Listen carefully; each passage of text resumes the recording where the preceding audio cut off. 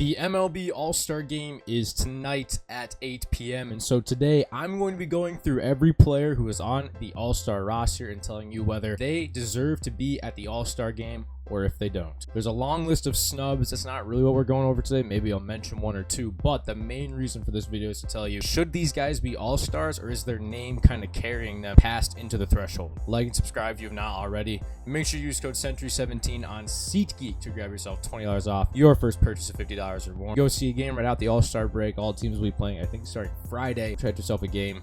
Use code Century17 when you do it. Let's get into the video. So the tiers are a little bit different today. We got the ones who are elite slash very deserved, and then we have the ones who are great. They should be here. You know what I mean? Like, they're playing to a very all-star caliber level. The ones I see the vision with, yeah, they probably should be an all-star, and I see where they're coming from. The ones who I guess they had to be here because maybe like they didn't have one on their team or something like that. Then I got the ones who, why are they even here? This tier list is not quite complete, so at the end I'm going to go into the rosters. I'm going to tell you where they belong in the tiers just in case I miss any. Hey, what's good, family? It's Editor Sam here. I gotta tell you guys something. My dumb brain didn't realize that the list just didn't have pictures on, and I was just recording me giving a shout out to all the people who were not mentioned in the video, and then I realized they were all pitchers. So overall, I think I'm gonna be happy with the list. All the pitchers deserve to be at the All-Star game. I'm just kidding. You know that they all don't. It's Skeens versus Burns tonight. Enjoy the game and enjoy the rest of the video. Sorry about that. We're gonna start at the very bottom tier, I believe.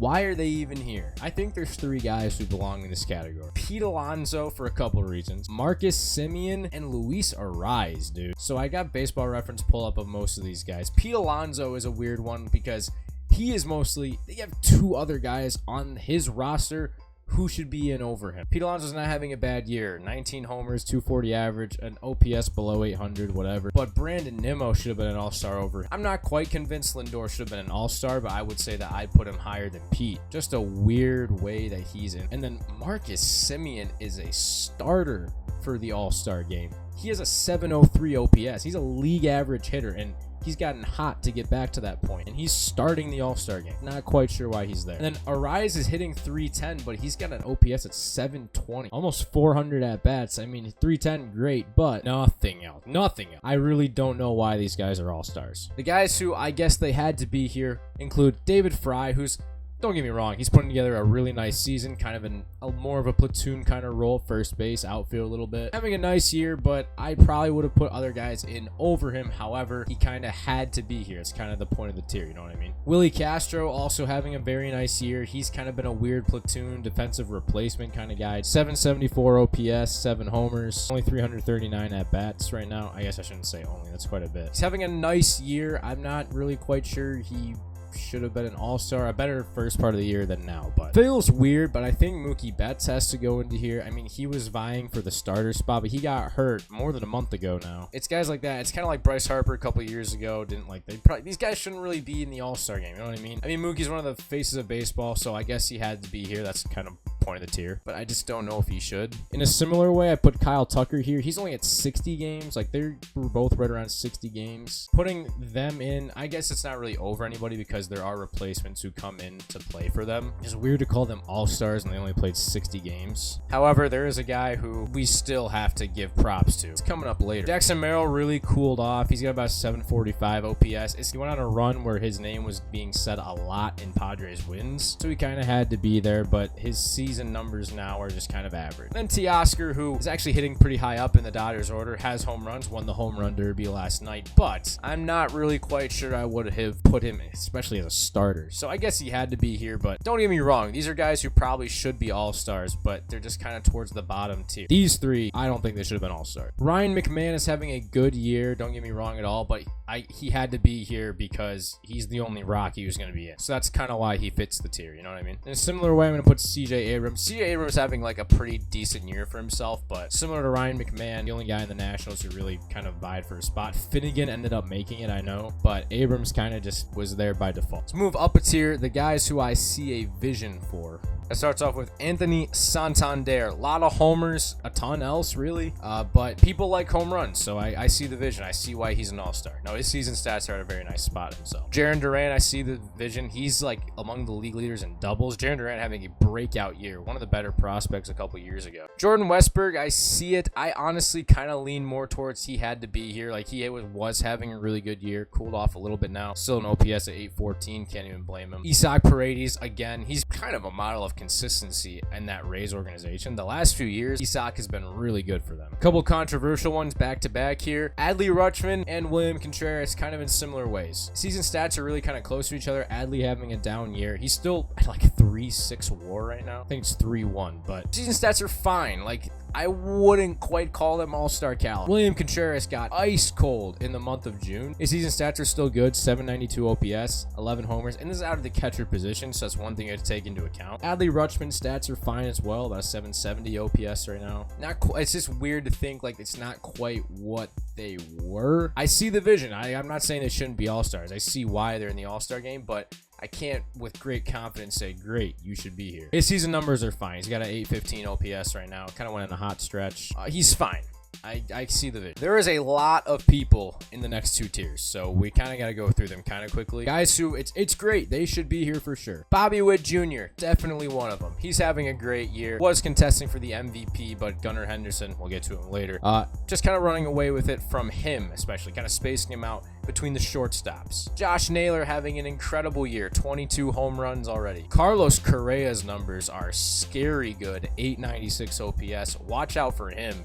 He's back. Jose Altuve sneakily just having an incredible year, because of course he is. Young Sal Perez is having a phenomenal year for the Kansas City Royals as well, behind the plate, playing a little bit of first base as well. How about that? Elly De La Cruz, I thought his numbers were a lot worse than they actually are. He's got an OPS in the 830s right now. Finally showing some consistency, still striking out a little bit too much. Riley Green has arrived, dude. This guy's numbers are nasty. 866 OPS, 17 bombs, 50 RBIs, 4 WAR, playing really good defense. Fernando's numbers are a lot better than I thought they were too. He's also just got hurt, and he's probably gonna be out a little while, but pretty recent to the All-Star break. His numbers are a lot better than I thought they were. Dude, another guy who underrated, having a ridiculous year, Brian Reynolds, dude. He goes on the hit streak and his numbers improve drastically. Go figure. 834 OPS, 18 homers. Hitting 284 this year. That's like 2021, 2022 Brian Reynolds. We love to see.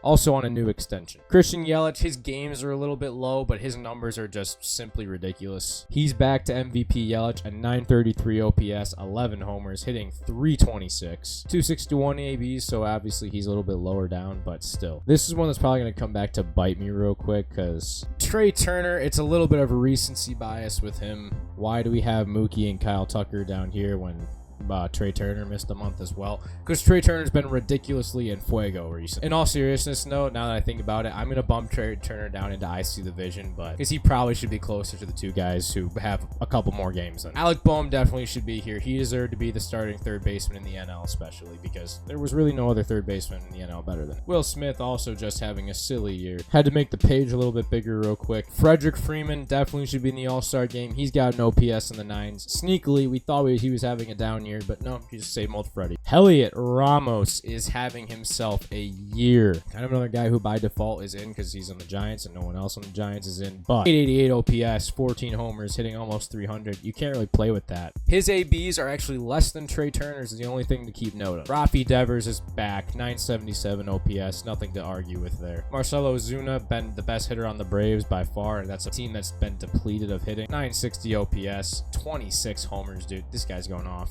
Another guy who just sneakily is having a fantastic year, Yordan Alvarez. Not sure how he flew under the radar, and I thought he missed time, but no, he's just got 91 games, 912 OPS, 19 homers, of course, hitting almost 300. Maybe the most surprising stat page that I looked at all day is going to start out the elite, the very deserved tier. And now that I think about it, these two were supposed to be up there, but just kidding, these three were supposed to be up there. I was kind of getting a little bit ahead of myself. The elite, the very deserved. These three guys, we just talked about them. All OPS is in the 9s. Very deserved that they're there. Rafi's back. Jordan flying under the radar, and Ozuna's been the best hitter on the Braves, just to reiterate myself. Ketel Marte's baseball reference page is like scary to look at. 292, 877 OPS, 19 homers, all 5 WAR from that guy. Steven Kwan, he missed some time, but he became a qualified hitter relatively recently, and he's hitting, let's see, 352 leading in batting average, 920 OPS. His ABs still are not great, but what can you do? Shohei, of course, I mean, 2020 guy, and he's not even pitching, still an all-star. Bryce baby, having a nasty year himself in OPS, I believe at 980 now. 983 OPS, 21 homers, hitting over 300. Hunting for the MVP against Ohtani. Ohtani's got quite a bit of a gap, though. Jurickson Profar just came out of nowhere on a $1 million contract, and he just decided to start playing baseball again. 870 OPS, hitting 305. Why not? You're an all-star starter. You should be. We'll group them together, but Soto and Judge, of course, they deserve to be all-stars. Judge having a better year than Soto, but both going off. And Soto's been a little bit colder, but I mean, I believe he still has an OPS in the 9s. 985 OPS. Are you kidding me? 23 homers. Juan Soto's going off, too. Gunnar, maybe the MVP. You can't really argue with the stats. A 956 OPS, 28 home runs, and a 286 average. Gunnar might be better than Adley and Holiday combined, and he was kind of like, I don't know, he's kind of like the middle child, you know what I mean? Like, Adley came first, so he got a lot of attention. Holiday's like the youngest one, so he's getting a lot of attention. Gunnar, the middle child, just sneakily the best out of all of them. Okay. And then Jose Ramirez, I was going to put in the elite, very deserved tier, but I'm actually going to put him down in great, you should be here, because I don't think he's having as good of a year as these guys, especially like Rafi Devers is being better year. Jose Ramirez still nasty, 8-42 OPS, 23 homers, 100 hits on the year. How about that? That is the all-star tier. These are the guys who obviously it's very deserved that they are there. Congratulations. Give them a round of applause. These guys definitely should be at the all-star game. You give them a lighter round of applause. I see the vision with these guys. Like, they probably should be all-stars, but I'm not quite as convinced as, you know, these upper tier. The guys who are kind of here by default, and I guess they should be here. And then 3 guys who just probably should not be all-stars. Let me know what you guys think down in the comments. Enjoy the all-star game. Comes out later tonight. I know this video is coming out a little bit late. I'm sorry. New videos Tuesdays and Fridays. Subscribe if you have not already. I'll see you guys in the next one. Have a great day.